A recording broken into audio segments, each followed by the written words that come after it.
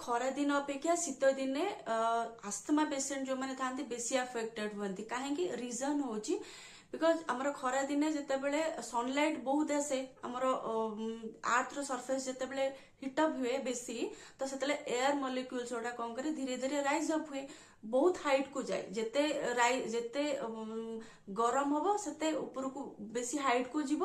and तार air molecules रो wait बेसी less थाए बहुत ही कम वेट थाए हेवी न थाए तो से एक्सपैंड बहुत स्प्रेड हुए तो एंड से टाइम रे जते बेले हमरो रहुची पॉल्यूशंस रहुची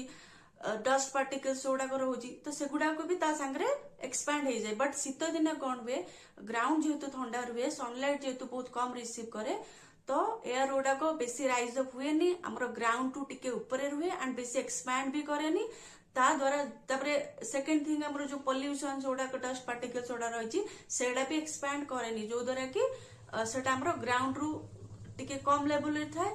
एंड जो आस्थमा पेशेंट जो मैंने था से एलर्जी बेसी आसे से टाइम रे तो से कह जाए कि शीत दिने